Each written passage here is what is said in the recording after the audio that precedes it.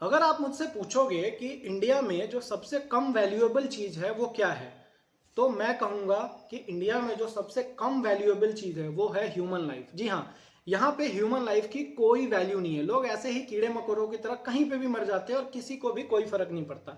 ना सरकार को फर्क पड़ता है, ना यहाँ की न्यायपालिका को फर्क पड़ता है, ना कार्यपालिका, किसी को भी कुछ भी फर्क नहीं पड़ता है।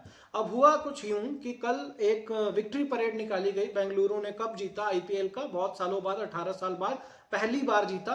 तो इसको सेलिब्रेट करने के लिए उन्होंने विक्ट्री परेड निकाली, बहुत अच्छी बात है। लेकिन क्या उसकी प्रायर परमिशन ली गई थी?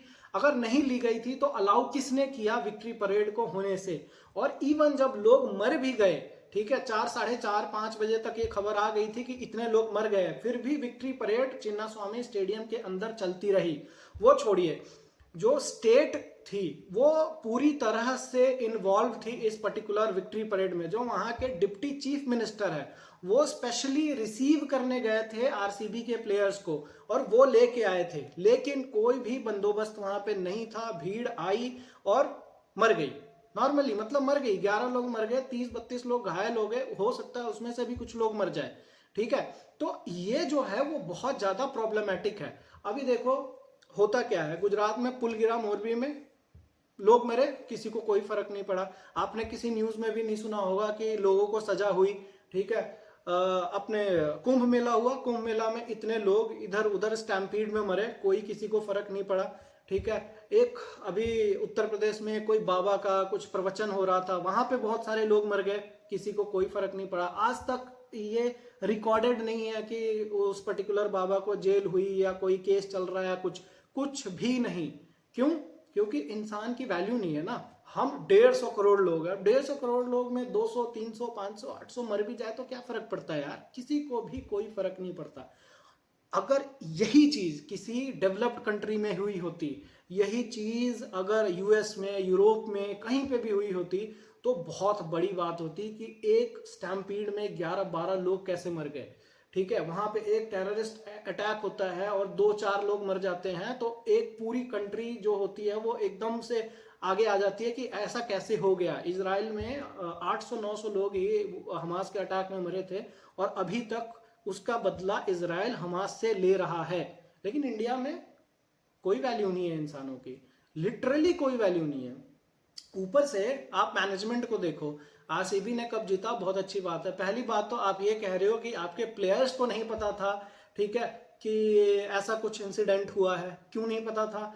ठीक है, आपके पास आपके मैनेजमेंट को सबसे पहले खबर आई होगी कि बाहर ऐसी कुछ चीजें चल रही है, लेकिन आपने ये बयान दिया कि ठीक है हमें नहीं पता था। आपकी विक्ट्री परेड लोगों के मरने के बाद भी चलती रही। दूसरी चीज, अभी मैं कुछ ट्वीट्स देख रहा था, उस ट्वीट्स में एक आरसीबी के फैन का ट्वीट था जिसमें से वो कह रहे थे कि ठीक है हमने 18 साल बाद कब जीता, इसमें कुछ लोग मर भी गए तो क्या फर्क पड़ रहा है, सैक्रिफाइस मांगता है।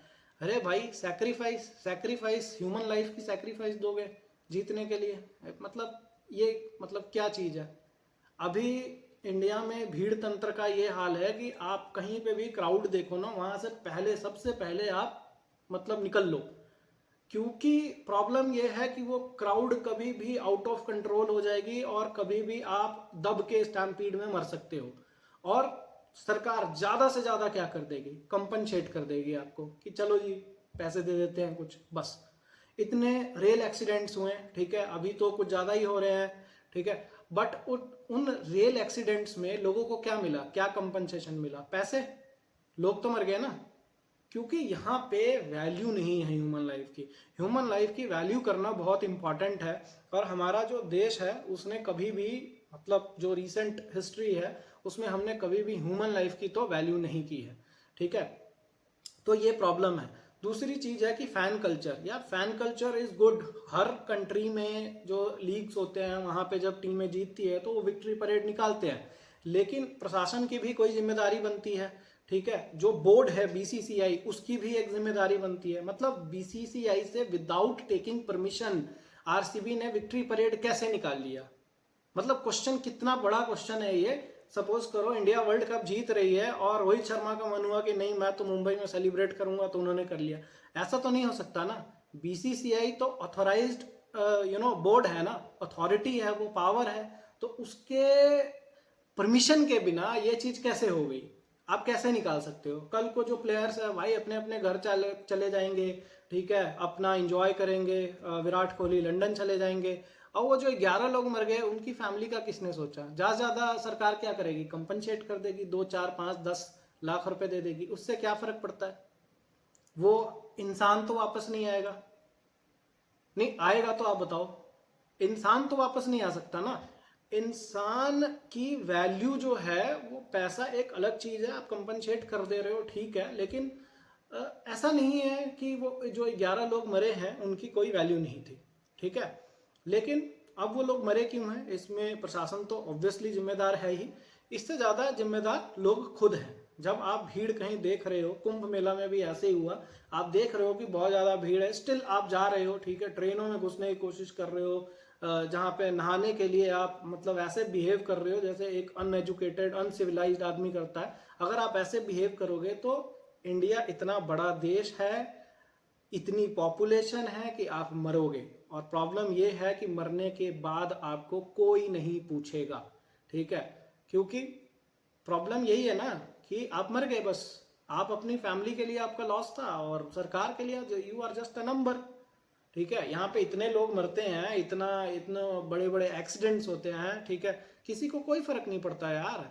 अगर अकाउंटेबिलिटी इशू होता, अगर इंडिया के जो अथॉरिटीज है, न्यायपालिका है, अगर वो अकाउंटेबल होती तो ये सारी प्रॉब्लम होती ही नहीं। सुप्रीम कोर्ट हर छोटी छोटी बातों पे सुमोटो ले लेती है, इस पे क्यों नहीं लिया? इन पे भी उनको लेना चाहिए था यार, 11 लोग मर गए, क्यों नहीं लिया आपने? तो प्रॉब्लम यह है कि भाई सबके जेब गर्म है, सब अपना चल रहे हैं, ठीक है, किसी को कोई फर्क नहीं पड़ता। आप रोड पे कुचल के मर जाओ, आप रोड पे ऐसे भीड़ में दब के मर जाओ, किसी को कोई फर्क नहीं पड़ता। फर्क जो पड़ता है वो आपकी फैमिली को पड़ता है, ठीक है। और ये जो फैन जो चीज होती है ना, फैंडम, ठीक है, एक लिमिट तक ठीक है, बट आप अपनी जान गंवा दो किसी फैंडम के लिए, दैट इज लाइक, इससे बड़ी बेवकूफ़ी नहीं हो सकती। सो यू नो मैं इसीलिए ये चीज़ बोल रहा हूँ कि I was also fan at some point of time, कि मुझे भी ऐसा लगता था कि यार इट्स लाइक अ गॉड, ठीक है, लेकिन वो पर्टिकुलर इंसान मेरी लाइफ में कुछ नहीं लेके आ रहा है। If I was a fan of like, suppose करो, मैं नाम नहीं बताऊंगा मैं किसका फैन था, बट अगर मैं उसका फैन था तो उस पर्टिकुलर इंसान ने मेरी लाइफ में कोई ऐसा चेंजेस लेके नहीं आया कि भाई मैं उसके फैन होने की वजह से आज बहुत ये बन गया हूँ, चाहे वो बन गया हूँ ना। हाँ, बेसिकली कुछ मोमेंट्स, अच्छे मोमेंट्स जरूर दिए उस पर्टिकुलर स्पोर्ट्स पर्सन ने, लेकिन उस वक्त भी मैं इतना दिमाग था मेरे में कि मैं ऐसे फैंस फैंडम के चक्कर में अपनी जान तो नहीं गंवा सकता। तो अगर आप ऐसे जान गंवाना चाहते हो तो सॉरी, बट आपकी अपनी लाइफ को जो आप वैल्यू कर रहे हो बहुत कम है। तो I am requesting you people, जो भी फैंस है, जो फैन वॉर्स इंस्टाग्राम ट्विटर और उस पर फैन वॉर्स चलाते हैं, आई एम रिक्वेस्टिंग यू कि प्लीज़ स्टॉप दिस नॉनसेंस। आप कहीं पे भी ऐसे भीड़ में मरने के लिए तो नहीं बने हो, और ये भी नहीं है ना कि मरने के बाद चिन्नास्वामी स्टेडियम में बेसिकली इन 11 लोगों के नाम चिपका दिए जाएंगे कि भाई हमारी फर्स्ट जो हम विक्ट्री हुई थी उसमें ये 11 लोग शहीद हुए। ऐसा कुछ नहीं होने वाला है। अरे कोई याद नहीं रखेगा, मर गए मर गए, लेकिन आपकी फैमिली के लिए आप इम्पोर्टेंट थे। बस ये बात ध्यान रखना आगे से ऐसी हरकत करने से पहले।